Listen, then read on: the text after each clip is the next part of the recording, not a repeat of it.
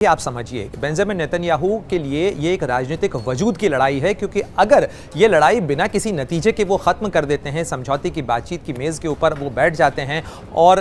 उनकी राजनीतिक तौर पर अगर आप देखें तो ये उनके लिए एक तरीके से हाराकीरी होगी, क्योंकि इसके बाद उनका राजनीतिक भविष्य जो है उस पर पूर्ण विराम, फुल स्टॉप लग जाएगा। और इसीलिए वो ये दिखाना चाहते हैं कि इजराइल के इतिहास में अगर मैक्सिमम ग्राउंड किसी नेता ने कवर किया है, उसने पॉलिटिकल विल दिखाई है। क्योंकि आप ये मत भूलिए कि बेनी गांज जो कि इमरजेंसी सरकार के अंदर उनके साथ में आए थे, जो विपक्ष के नेता हैं, एक नेशनल गवर्नमेंट बनी थी जब हमास ने 7 अक्टूबर 2023 को हमला किया था पल्लवी, लेकिन उसके बाद से इजराइल के भीतर भी इस चीज को लेकर एक चर्निंग है, एक विरोध है और लगातार इजराइल के भीतर भी प्रदर्शन हो रहे हैं, बेंजामिन नेतन्याहू के खिलाफ प्रदर्शन हो रहे हैं कि आखिर वो जो बंधक जिन्हें छुड़ाने की बात की जा रही थी, आखिर समझौता क्यों नहीं कर लिया जाता है और जो शर्तें हैं उनके ऊपर मामला अटका हुआ है। तो एक तरफ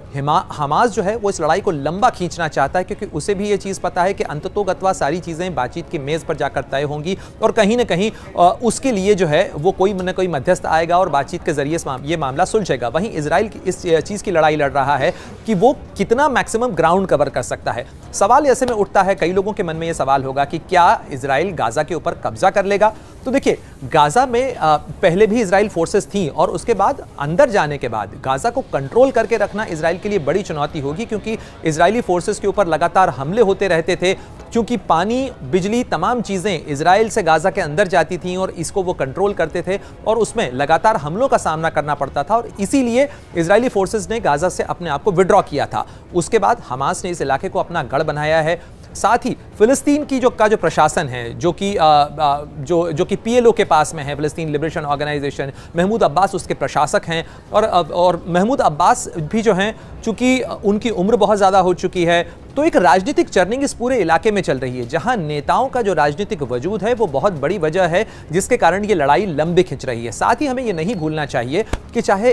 रूस और यूक्रेन के बीच चल रही लड़ाई हो या इजराइल और फिलिस्तीन के बीच चल रही जंग हो, इन दोनों ही मोर्चों के ऊपर बहुत हद तक इस चीज़ का प्रभाव है कि आखिर अमेरिका में चुनावी ऊंट किस करवट बैठता है, क्योंकि अमेरिका में चुनाव में अब भी 3 महीने का वक्त है और नया प्रशासन जो है उसकी नीति से बहुत हद तक चीज़ें तय होंगी। अमेरिका अभी भी दुनिया में एक बड़ा जो है कहा जा सकता है पावर पोल है, जो तय करता है कि आखिर किस तरीके से चीजें जाएंगी। और यहां पर आप देखें, अमेरिका के विदेश मंत्री एंटनी ब्लिंकन करीब 1 दर्जन से ज्यादा बार इस वेस्ट एशिया के इलाके में दौरे कर चुके हैं। आपको याद होगा पल्लवी, करीब 7-8 बार तो वो तेल अवीव जा चुके हैं, इजराइल की राजधानी, लेकिन इसमें कहीं भी समाधान निकलता हुआ नजर नहीं आ रहा है। यानी अमेरिका के विदेश मंत्री भी एक तरीके से फ्रस्ट्रेट हैं कि वो बातचीत की मेज के ऊपर कोई समाधान नहीं निकाल पा रहे हैं, ना तो वो इजराइल को राजी कर पा रहे हैं। साथ ही राजनीतिक मजबूरी अमेरिका के पॉलिटिकल पार्टीज की भी समझिए कि इजराइल को वो इस समय छोड़ नहीं सकते हैं, क्योंकि अमेरिका के अपने पॉलिटिकल डायनामिक्स के लिए, चाहे वो रिपब्लिकन पार्टी हो या डेमोक्रेटिक पार्टी हो, इजराइल एक बड़ा फैक्टर है अमेरिका की राजनीति में और इसीलिए वो इजराइल को मजबूर भी नहीं कर पा रहे हैं, इजराइल के साथ खड़े हुए भी देखना चाहते हैं। और इसीलिए जहां एक तरफ इजराइल को बातचीत की मेज पर मनाने की कोशिश हो रही है, लाने की कोशिश हो रही है, दोहा में टॉक्स का दौर चल रहा है, वहीं दूसरी तरफ सेंट्रल कमांड का जो इलाका है उसके अंदर इजराइल अमेरिका जो है वो अपनी फोर्सेस की संख्या बढ़ा रहा है। दोनों ही जगह, आप फारस की खाड़ी, ओमान की खाड़ी का इलाका देखें या भूमध्य सागर का इलाका देखें, दोनों ही जगह अमेरिका ने अपनी फोर्सेस को बढ़ाया है, ये बताने के लिए कि अगर इजराइल के ऊपर किसी तरीके की कार्रवाई होती है तो अमेरिका उसके ऊपर जवाबी कार्रवाई करेगा। ईरान के लिए एक डिटरेंस बनाने की कोशिश है ताकि ये जो जंग की आग है ये और बड़े दायरे में न फैले, क्योंकि इसमें गल्फ का इलाका है। और एक आखिरी पॉइंट पल्लवी, ये कि ये भारत के लिए भी चिंता का सबब इसलिए बनता है क्योंकि इस इलाके से न केवल भारत की एनर्जी सप्लाई आती है, भारत